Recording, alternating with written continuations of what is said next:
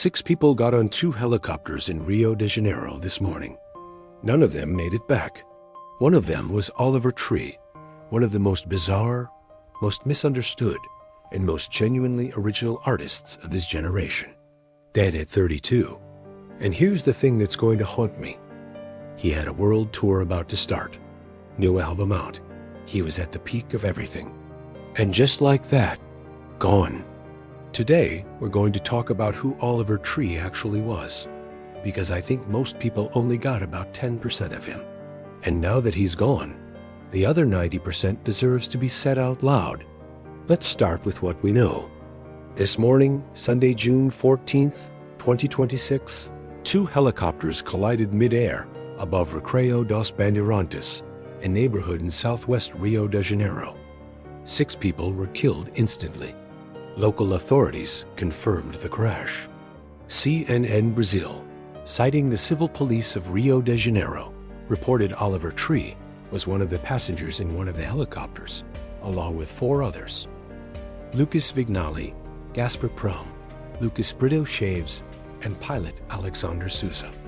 The second helicopter was being flown solo by a pilot named Charles Marcial. An investigation is currently underway to determine exactly what caused the collision. But right now, that almost doesn't matter. What matters is that one of the most creative human beings on the planet is no longer here. He was 32 years old. He had a show booked in Lisbon on July 1st. He had tour dates across the United States, Europe, Australia, China. He just dropped an album in April. He was moving. He was building. And then, in an instant silence. Now here's where I need to slow down, because I think we owe Oliver Tree more than a headline. Most casual listeners knew him as that weird guy with the bowl cut and the scooter. And yeah, he leaned into that image hard. The oversized jumpsuit, the helmet, the scooter tricks, the almost cartoonish visual identity. But there's a version of Oliver Tree that almost nobody ever saw, and it started way before any of that. He was born in Santa Cruz, California, and from an early age, he wasn't just interested in music, he was obsessed with it. Not in the way kids say they love music, in the way where you're spending your nights studying production, techniques, and your weekends performing anywhere that will let you. At just 17 years old, in 2010, he was already working with some of the biggest names in electronic music, including Skrillex and Zed's Dead, under the name Tree. Not Oliver Tree yet, just Tree. This was before the persona, before the look, before any of it. This was just a teenager from California who was somehow good enough to sit in rooms with people like that. In 2013, he released an independent album. Then he did something that most people who taste early success never do. He walked away, not because he failed, but because he wanted to learn. He went back and studied music technology. He wanted to understand the craft at its deepest level before he committed to a career built on it. That decision tells you everything about who Oliver Tree really was. When he came back as a fully formed character. And this is where people got confused, because Oliver Tree, the character, was so loud, so ridiculous, so in your face, that people assumed it was a gimmick, a TikTok trick, a marketing stunt. It wasn't. The bowl cut, the oversized white jumpsuit, the tiny scooter, these were a deliberate artistic statement.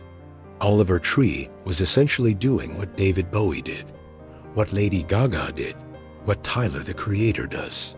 He was constructing an alter ego that allowed him to be more honest, more extreme, and more vulnerable than he could ever be as just a guy from Santa Cruz named Oliver. The character was the armor, and underneath the armor was someone who was actually saying some incredibly raw things about loneliness, self-doubt, rejection, and what it feels like to be someone the world doesn't quite have a box for. His debut album, Ugly is Beautiful, dropped in 2020, right in the middle of the pandemic, and it went gold in the United States. His single Life Goes On went platinum.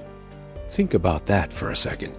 In a year when the entire music industry was in freefall, Oliver Tree put out an album that resonated deeply enough to go gold. Because the themes, feeling out of place, feeling unseen, pushing through anyway, hit different in 2020.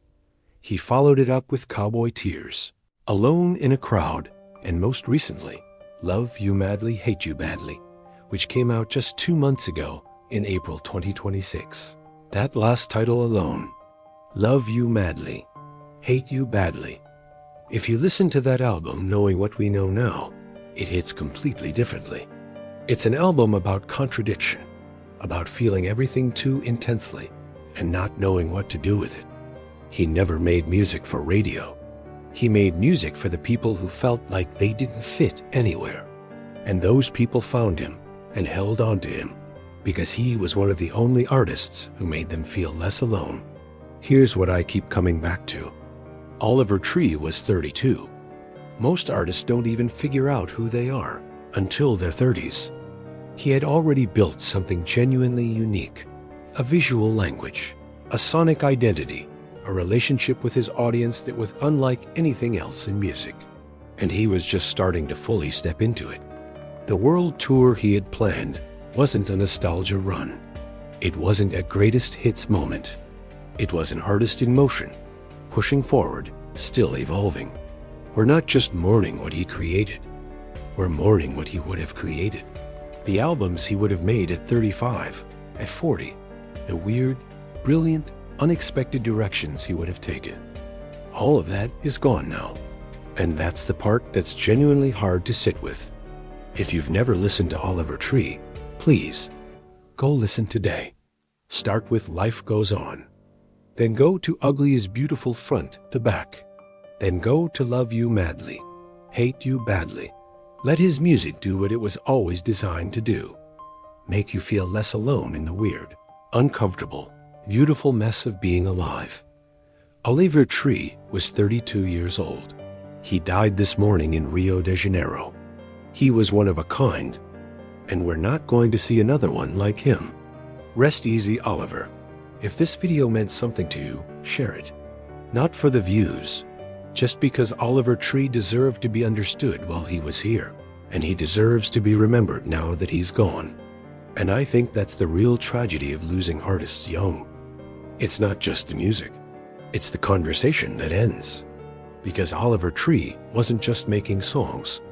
He was having a dialogue with every single person who ever felt too weird, too loud, too much, or not enough. Every time he dropped something new, that conversation continued. And now it stops. Not because he ran out of things to say, but because the world ran out of time to listen.